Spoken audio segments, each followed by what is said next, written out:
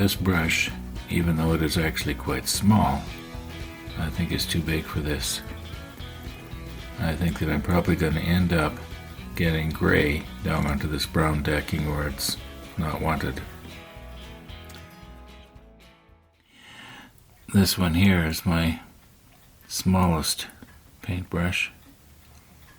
It's the probably what you'd call a, oh wait a minute, that's the wrong gray. This is the dark gray. This piece up here is the light gray. Uh-oh. For a couple of seconds there, I thought, well, maybe that's not such a bad idea, and then it would match the gray that we had just sprayed on. And then I thought, no, I'm going to end up getting it on that vertical part, and it's going to show up. So we better use the light gray, same as the vertical part. Okay, I've cleaned my brush and I've changed the paint.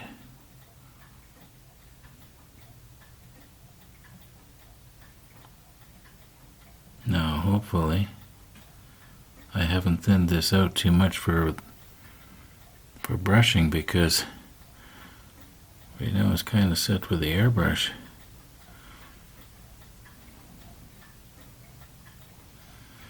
I don't want it to be running down onto the brown decking. I'm trusting that this is going to just stay on the top there. Now, I wouldn't blame you if when you get about halfway through this video you start fast forwarding, because all I'm going to do is just paint and paint and paint. However, at about the 12.5-minute mark, I make what I consider to be a very important announcement.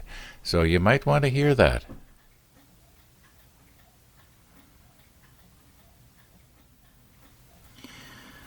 I know that this was too thin already for the airbrush the last time I used it, if you remember. So I've almost got to pool it on there, and that's not a good idea. Once the water evaporates out of that, it should be much thinner. I'm noticing it's already starting to dry over on the other side there, which you can't see anymore. Okay, now right here, in this area right here, is where one of those little boxes is going to go. So I don't need to worry about that. Okay, at least now it doesn't stand out so bad. Let's see what it's going to look like when it's dry. I might have to put on a second coat. Okay, it's pretty much dried now. Let's just see if we can't improve on it with a second coat.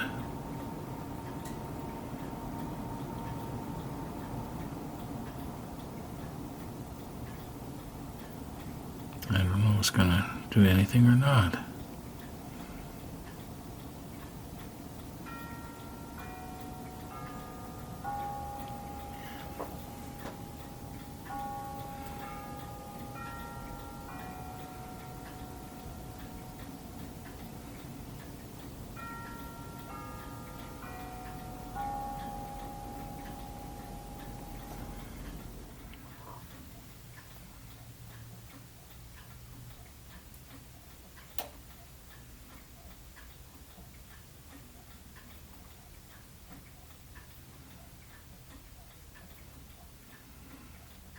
Now I don't want to dissolve the first coat. It's not all that dry.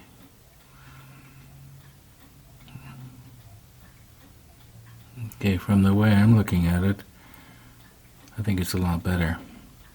We'll just see how that looks in a few minutes. Okay, enough time has passed now that at least it's lost that, wet look. And I can see brush strokes, but it doesn't look too bad. You're looking at it from the back at about 45-degree angle. I'm looking at it straight down. Maybe I'll readjust everything and you can see it straight down. You're seeing the top view of the entire thing now. I think that's going to be just fine. Nobody's going to be looking at it so close they can see those individual little brush strokes anyway. As near as I can tell here, this one's ready to start gluing little pieces onto. I think it's about as good as I can get it. And this piece here goes right on top of it. And this little piece here goes right on there.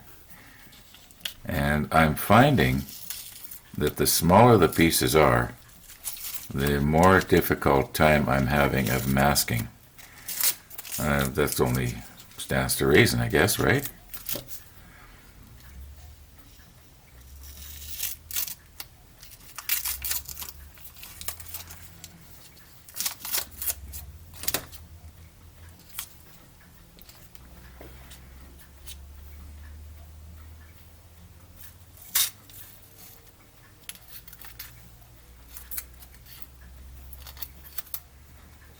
I want to be careful that I don't accidentally go ripping the paint off. I was watching a YouTube video of a guy. He had masked the hull of his ship, and when he was taking the masking tape off, I think he probably put it on when the paint hadn't completely dried.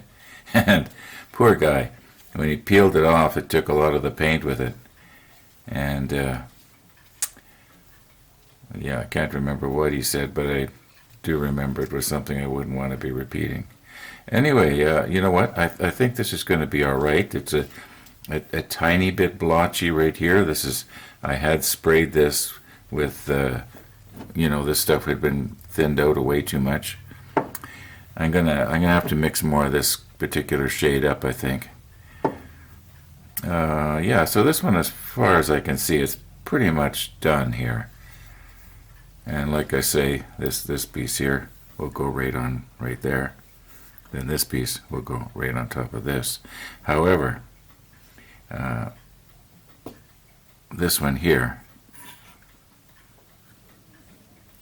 okay, I had originally thought of masking the deck and then spraying the inside.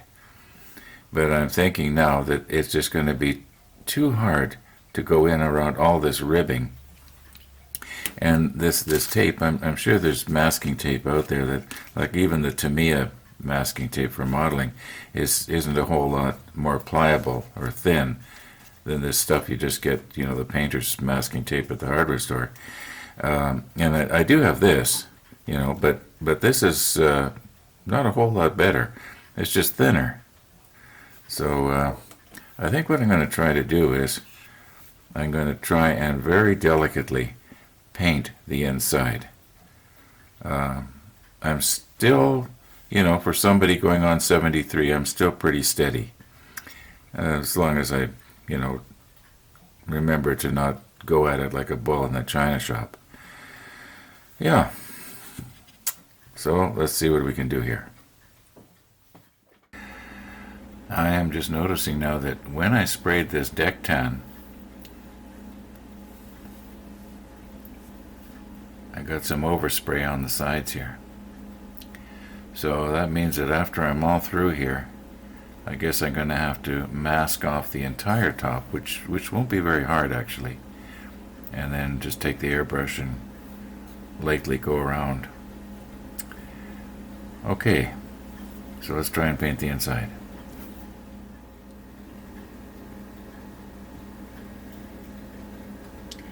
Now I think the way to go with this is to use the little brush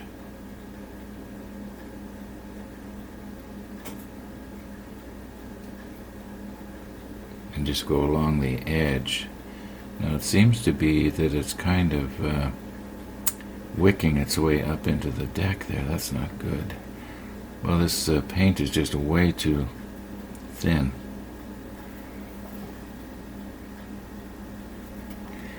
Well, maybe what I'm going to have to do is go around the brown afterwards, and yeah, it's wicking its way up.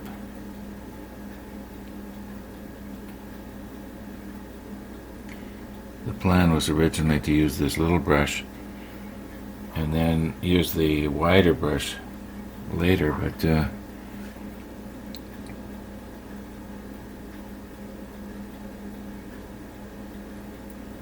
we'll see how it looks here. Let's get the first coat on anyway with the little brush and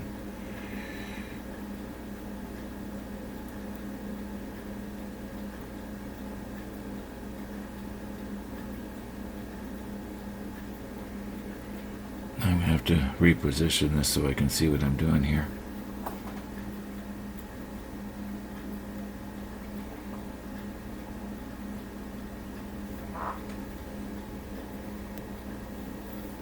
I don't want to be getting my hands in front of the lens either. That won't be any good.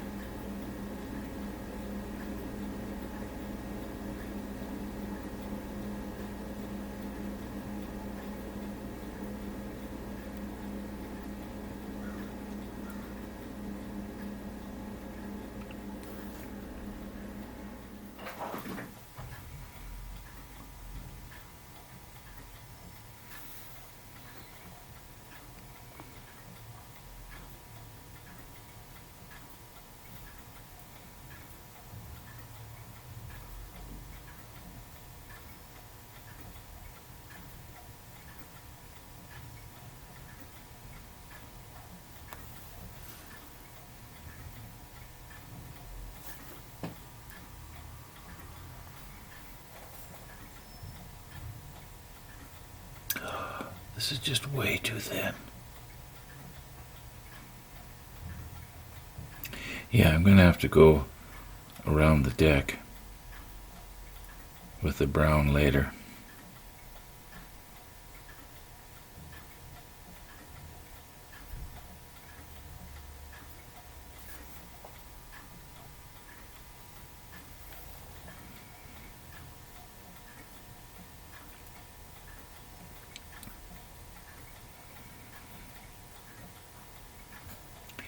Yeah, this is even too thin for spraying.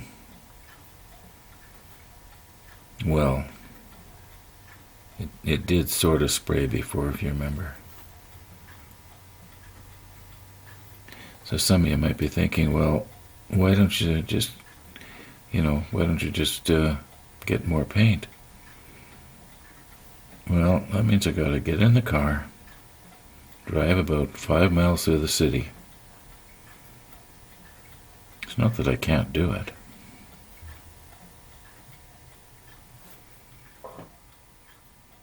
Those of you who have been following this series, now it doesn't go way back to episode number 1, but there was the time that I was talking to Carrie on the phone at Cellar Dweller, and you'll recall that I said to him, "You're on the speakerphone." Well, when I called Donna there at Maple Airbrush, I forgot to say that. I was actually thinking about it while I was waiting for the phone to answer, and then I started off about, my problem. And I forgot to mention that. Now, mind you, she was not mad. And the reason I know she wasn't mad is because she sent me a very long email, just chock full of good ideas and suggestions. In fact, they were so good that I asked her if she wouldn't mind sharing that with the viewers. And she's agreed. And what's going to happen here is probably when we have a little bit of more of an airbrush type video, today obviously isn't it, but she's going to put a bunch of comments and a lot of really good ideas. I can well imagine that when we're going to do it will probably be on Wednesday or Thursday, and that's when I'm expecting the parts to come. I just received a notification that they're on their way, and they're coming. Canada has really good mail service, so I'm guessing Wednesday or Thursday they should be here, and we'll be having a box package opening video, and it'll be all about the airbrush. We'll do a comparison. One of the viewers suggested, to look at the new nozzle up close, like I did the old one, and I told him that I'd already planned to do that, and we'll be getting the microscope out, and we'll just see if we can see any difference, and hopefully it's going to be a really interesting video all about the airbrush. Now, getting back to about Donna at Maple Airbrush in Edmonton. Well, she's going to be telling a lot of stuff that some of you guys already know.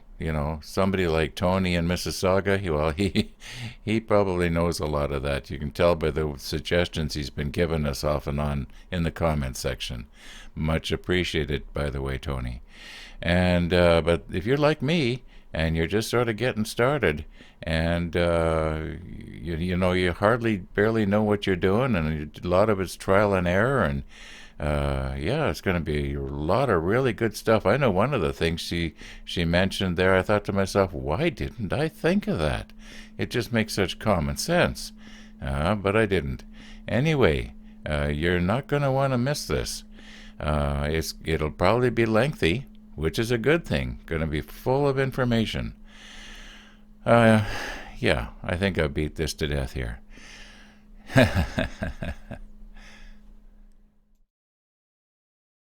Now, as Columbo used to say, just one more thing. I used to really like that show, by the way. Anyway, well, that was me. So you might be wondering, who is this Donna person? Well, she's the person that owns Maple Airbrush in Edmonton, and she's been, as near as I can tell, she's been, in the airbrush business or whatever for many, many years. I think she mentioned to me that she's had an Iwata for 20 years or something to that effect. So in other words, if you're selling airbrushes and have been doing it for like 20 years, we'd better sort of sit up and listen. So when we get those comments, we better read them. Like I said, I'm beating this to death. No, I hadn't realized that I had painted myself right out of the scene there.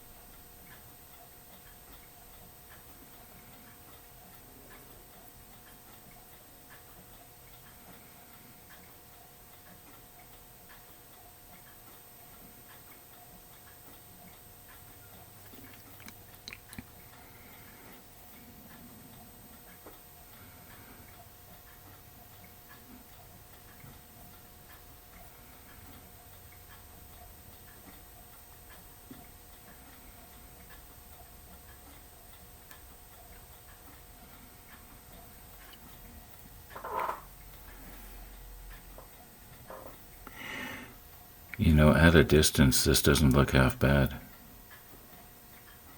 Even where it's sort of seeping up there onto the deck, when I look at it from, say, 12 inches away, you don't see that.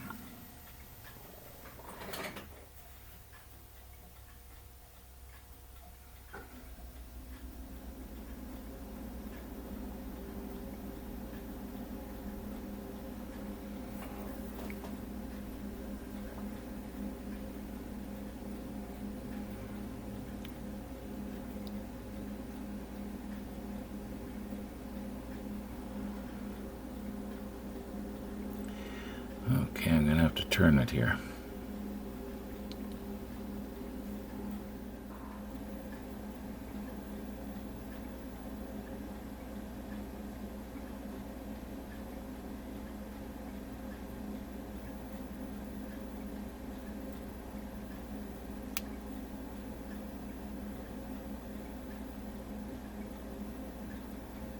And turn again.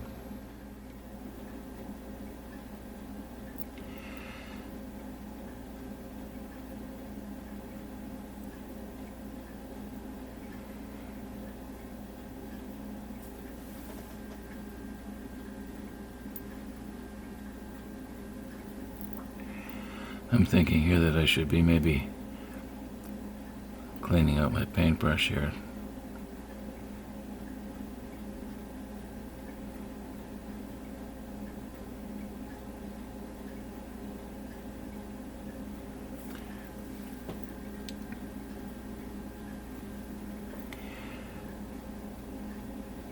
want to get it too thick.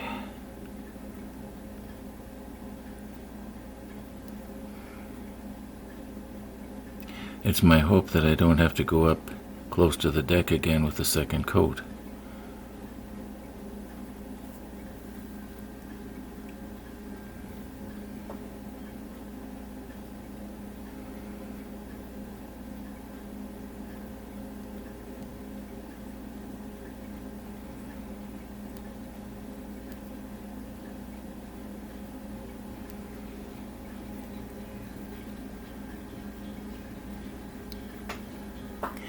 I realize I say this a lot when I'm using the macro lens, but you are actually seeing it way better than I am.